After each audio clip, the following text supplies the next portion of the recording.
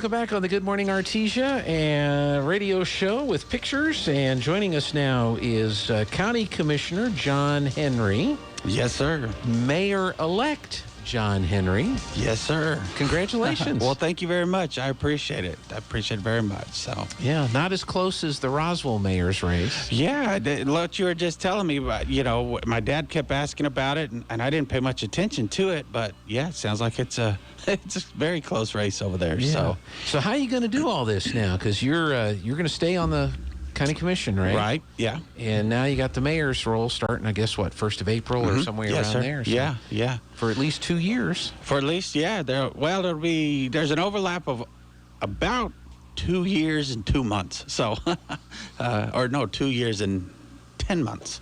So yeah, we'll have a pretty good overlap. A lot of folks ask that question during the whole thing, and really, especially with the redistricting, my commission district is all of Artesia now. So, we're already working hard for Artesia as is. This just, someone said, well, why do you want to do this? Well, that's because we can get in and hopefully the changes we presented during our campaign, hopefully we'll work towards those, and we have a better way to affect that. So the overlap is really good, I think, and makes Artesia stronger, makes Eddy County stronger. I mean, it works both ways. Sure, and then there'll be 2 new city councilors. Right.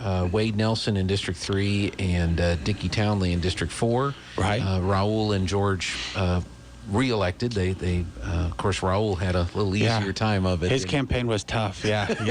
He just had to get one. That's how my last commission campaign was, and those are a lot more fun. Yeah. So they're a lot less stressful. Well, I looked at the Secretary of State's. I think there are about 26 municipal races or municipalities that had elections across the state yesterday. Right. And in one of them, I was just kind of looking at the ones from the area. It may have been in Lovington.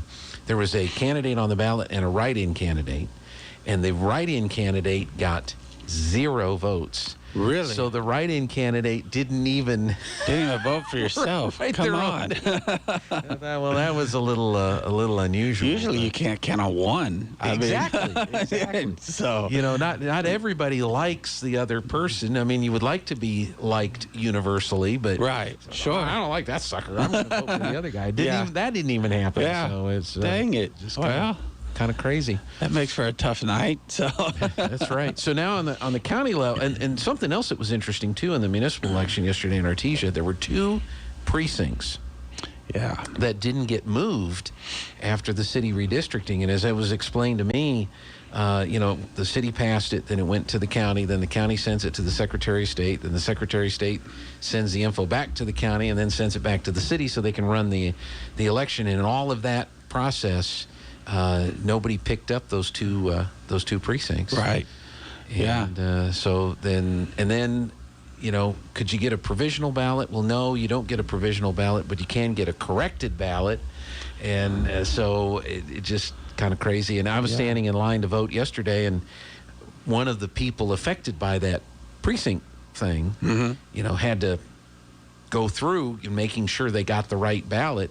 Right. And then he was walking around to everybody that was in line. Make sure your ballot's right. Make sure your ballot's right. Make sure your ballot's right. So I guess it affected a few folks. Yeah, I had heard there was a lot going on with that. And I heard there were some rejected ballots and they didn't know why. And so I assumed it would be a while before we knew because of everything going on. Right. And I'm sure they did a great job in getting it correct. So just give them time and let them do it. But it sounded like they had to work a little extra hard. So elections are hard already, getting it all done. And then when you have little hiccups, it makes it even more. So right. I think sounds like they did a great job, and we appreciate all the work. So yeah, absolutely. Yeah. So, county met yesterday. Yes, you guys we went ahead did. and had a meeting anyway. We went ahead and had a meeting anyway. So, and a really good meeting. I was really lots of good information. When we went over our budget versus actual and our revenue reports and things like that, obviously we've talked a few times. Our revenues look great, right? Because obviously oil and gas is the barrel price is going up. It was well over $100 yesterday. And so one of the questions I asked is, what does that mean? I mean, obviously it means more revenue. I understand that, but are we going to see it drastically drop. What's going to happen with, with Right. the war in Ukraine, all this stuff going on. And it was really interesting. Al is such a wealth of knowledge. We're so lucky to have him because he can sit there and he's forgot more about oil and gas than us on the commission ever knew about oil and gas. He's just really good at it. But some of the stuff that he was telling us, and I wrote it down, it was interesting. So in 2021, there were 1,500 wells drilled in New Mexico. And 39% of those were in Eddy County, and the rest, the majority of the rest were over in Lee County. So, we have, obviously, which we already knew, the bulk of the wells being drilled down here. That seemed like a really good year. Rig count for New Mexico is up to 95, so that's a lot better. Obviously, the Texas side of the Permian is rig counting much higher and moving quicker. But it looks good for us with the wells and everything else. And so that just means more volume coming in and 102 or 107 or wherever it's going to end up. I mean, we've got a lot of oil moving through here. So it's going to really look good. Obviously, it really hurts. That $100 barrel is good for nobody. If you're buying, if you're the end user, people are, you're at $3-4 for gas. That becomes a little rough. So obviously we'd rather see it, even though it's bringing in revenues for certain industries and everything. Even I think they would like to see it in those 70s. So as it one makes it a who little more has stable. a diesel truck, Oh yeah, $4 a gallon for that stuff right now. That's I expect white tablecloth. I expect a waiter to bring the nozzle to me. I'd like to smell the selection before we pick the one to go into the truck. Right. That's exactly right. So no, I remember last time gas was real high, I had a diesel, and that was one of my major thoughts of, well, I don't really need a trailer anymore. Let's do gas. And then sure enough, everything corrected. But I like my new truck, so I'm okay. But well, what's interesting in your discussion, the rig count is up, the barrel price is up. We went through here a couple of years ago when some other guy was president. Right. And we were producing oil. Yeah. And we seemed to have a lot of oil, and we were selling it to other countries, and the price of oil was low. Right. Now we've got the rig count up, we're drilling oil, but the oil price is high, and it seems like we don't have any oil, or we're still buying it from the Russians as of 4.5 million barrels a day we buy from Russia. We're still buying from the Russians.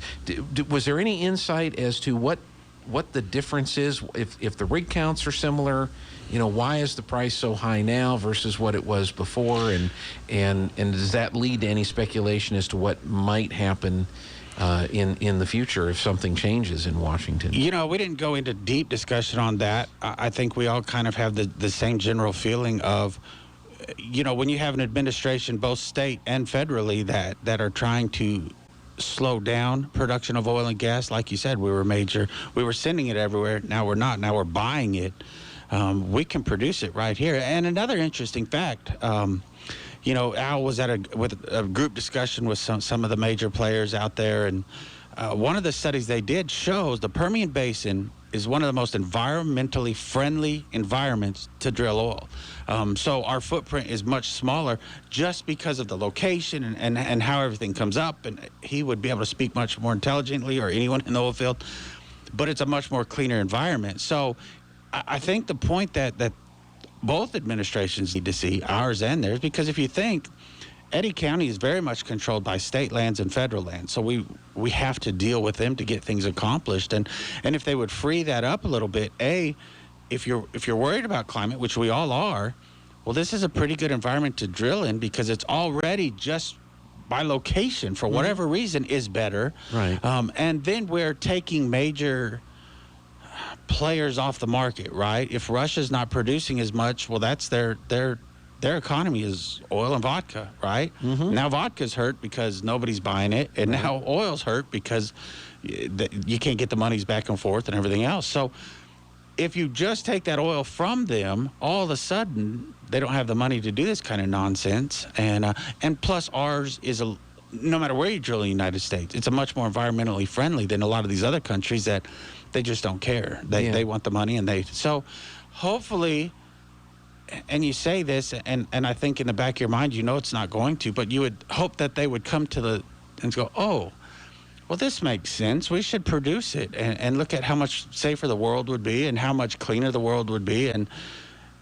But I don't see that happening, unfortunately. I mean, you just look at the players up there, and I think the common sense left the building like a long time ago. Yeah, and that's too bad. unfortunate. Yeah, it really is. But as far as a county trying to plan budgets, yes,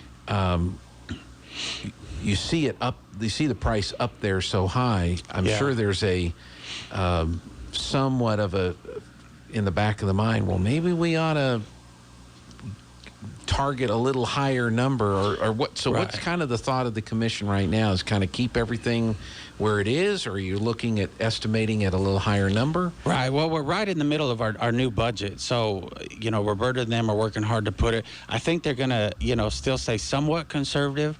I think we're going to not hopefully see what we saw, a little over a year ago with those kind of prices. But, we don't want to budget for those hundreds because I don't think it's sustainable. I don't think it's there. I also think, the oil investors that are looking where they're going to drill, they're going to look heavier in Texas. That just is what it is right now because it's so hard to sometimes get things done. So all that has to be taken into consideration. We can't just say, oh, it's $100. Everybody's going to just go nuts. I don't know that that's going to happen. Hopefully it happens at the same pace or a little better, Sure. obviously, for everyone in town. But I don't see that. So I think we'll still be somewhat conservative, probably not as conservative as we have been, putting it at a $50 barrel price or something like that.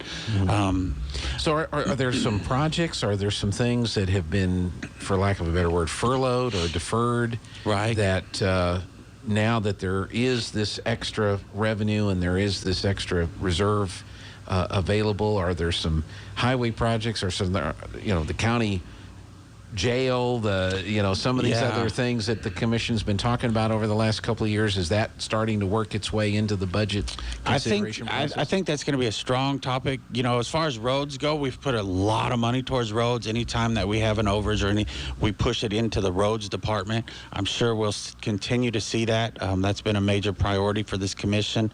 But there are a couple major projects out there that we haven't necessarily put off. We just have to get them started, and now they're coming to a point where it's probably time to really get them started. So it kind of worked, thank goodness, the way it should. So, yes, I think there's going to be some strong talks on a couple major projects that the county's going to have to undertake at some point. We might as well get them started and get rolling on some of them. Now the jail's one of those, right? Or what to do with the jail? Yeah, I think the jail's going to be a big discussion, mainly because it's landlocked, number one. And obviously our county's growing. Lots of things are happening. So we've got to figure out, what do we do there? What do we do? You saw a couple meetings ago, I think you and I discussed it, the courthouse. What do you do there? There's a couple repairs, some fixes, so what do we do to make it great? Because we want to make sure that we have the best facilities that we can possibly have, and now's the time that hopefully maybe we can tackle some of those. We'll just have to take a look, but Okay. I would love to see that. I mean, as one commissioner, I think those are the things you hear the most of. So Right. The roads, the jail, and then the courthouse itself. and then the county building itself. I mean, there's some repairs that we really have to look at there to start making sure it's correct. There's always plenty of projects, so we just got to check them off and get rolling. And the good thing is, I think we have a good priority list, and we've known where we're headed. And now things are just kind of falling into place to where maybe we can ramp those up somewhat. Start doing that. All right, Yeah. we're going to take a break here for just a moment, folks. We've got County Commissioner John Henry with us today. Yes, sir. And we'll be back on the other side of the news.